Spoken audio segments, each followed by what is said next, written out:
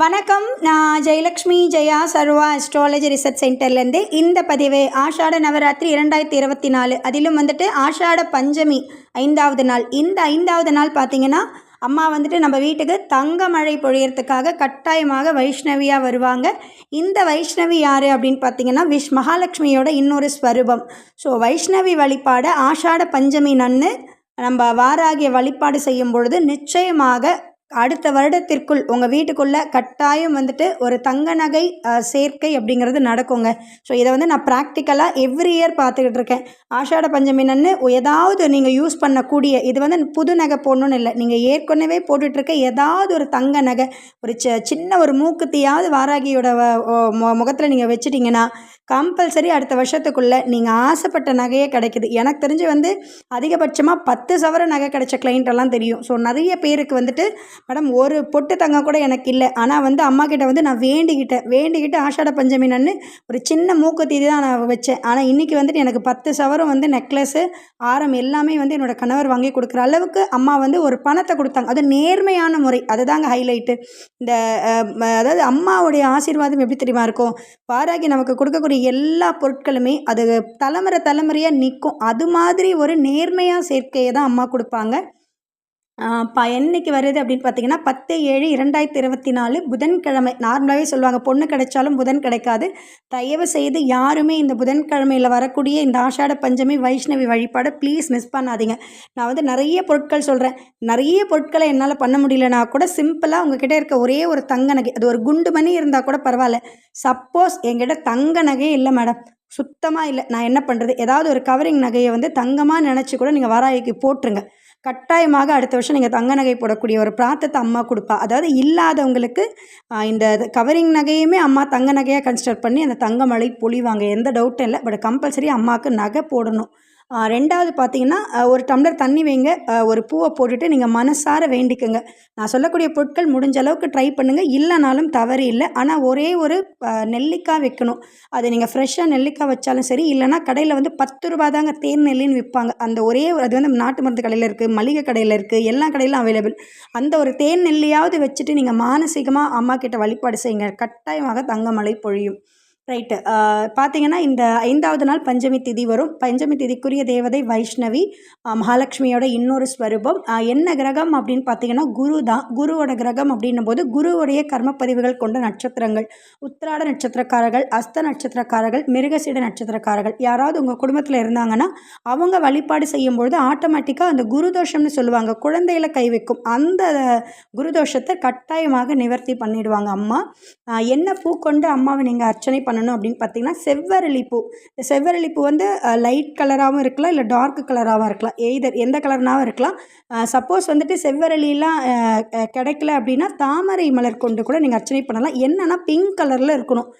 இன்றைக்கி நீங்கள் யூஸ் பண்ணக்கூடிய பூ எல்லாமே ஒரு பிங்க் கலர், ரோஸ் கலர் பூவாக இருங்க. சப்போஸ் எனக்கு செவ்வரளியும் கிடைக்கல, தாமரையும் கிடைக்கல, ஒரு ரோஜா பூ கூட இந்த பன்னீர் ரோஸ்ன்னு சொல்லுவாங்கள்ல, அந்த பன்னீர் ரோஸ் கொண்டு கூட இன்றைக்கி நீங்கள் பூஜை பண்ணிக்கோங்க. சரிங்களா?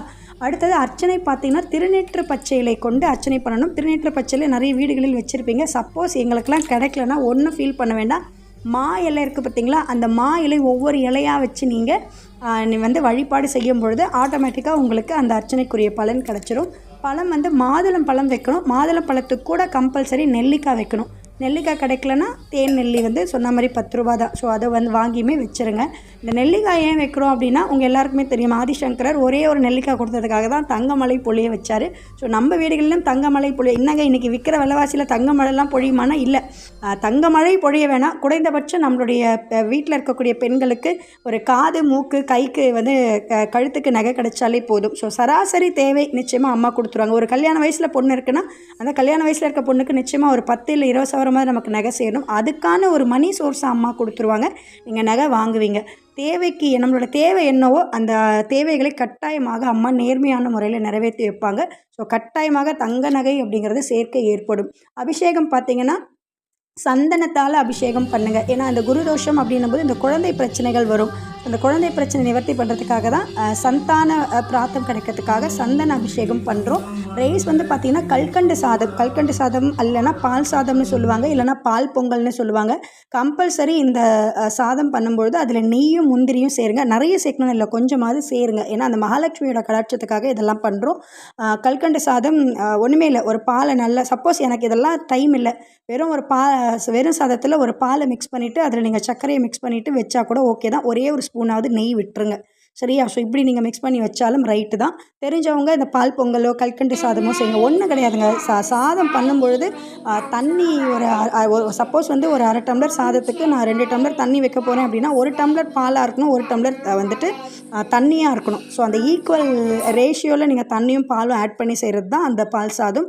ஸோ அதுதான் வந்துட்டு ஒரு மாதிரி மிக்சிங் ஆகி ரொம்ப நல்லாயிருக்கும். ஸோ என்னென்னா அளவு கொஞ்சம் கம்மியாக பண்ணுங்கள். நைட்டில் வந்து அதை சாப்பிட முடியாமல் போயிடக்கூடாது. வேஸ்ட் பண்ணாதீங்க. அம்மாவுக்கு வைக்கிற எந்த பிரசாதமும் வேஸ்ட் பண்ணாதீங்க. நீங்களும் சாப்பிடலாம், மற்றவங்களுக்கும் கொடுக்கலாம், சரிங்களா? ஸோ வாசனை பொருள் வந்து பச்சை கற்பூரம் வைக்கணும். அடுத்தது சுண்டல் வந்து வெள்ளை கலரில் இருக்க மூக்கடலை. ஸோ மூக்கடலை வந்துட்டு வெள்ளை கலரில் தான் இருக்கும், தயவுசெய்து கருப்பில் வைக்காதீங்க. சின்னதாக கொஞ்சம் வச்சா கூட போதும், சரிங்களா?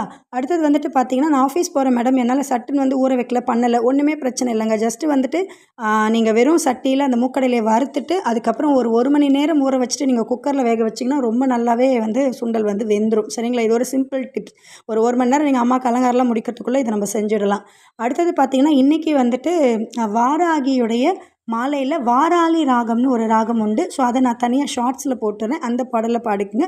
இல்லைனாலும் நீங்கள் காயத்ரி சொன்னாலே போதும், சரிங்களா? அர்ச்சனை எல்லாமே காயத்ரி சொல்லி பண்ணும்போது பெரிய பாசிட்டிவ் வரும். அடுத்தது வந்து கம்பல்சரி ஒரு சின்ன குண்டுமணி தங்கமாவது போடுங்க. இல்லாதவங்க கவரிங் நகையாவது போட்டு அம்மா அலங்காரம் பண்ணுங்கள். மற்ற விஷயங்கள்லாம் வந்துட்டு நான் வந்துட்டு உங்களுக்கு தனியாக 10 டேஸ்க்கான லிஸ்ட்டில் இருக்கேன். ஸோ அதை நீங்கள் அப்டேட் பண்ணிக்கோங்க. உங்களுக்கு இந்த வீடியோ பிடிச்சிருந்தால் லைக் பண்ணுங்கள், ஷேர் பண்ணுங்கள், மறக்காமல் நம்ம சேனலை சப்ஸ்கிரைப் பண்ணுங்கள். வாராகி யாகத்திற்காகவும் ஜோதிட ஆலோசனைக்காகவும் வாராகி உபாசனைக்காகவும் நீங்கள் எங்களை தொடர்பு கொள்ளலாம். ஜெயலக்ஷ்மி ஜெயா சர்வா அஸ்ட்ராலஜி ரிசர்ச் சென்டர் 9710484640. நன்றி, வணக்கம், வாழ்க வளமுடன்.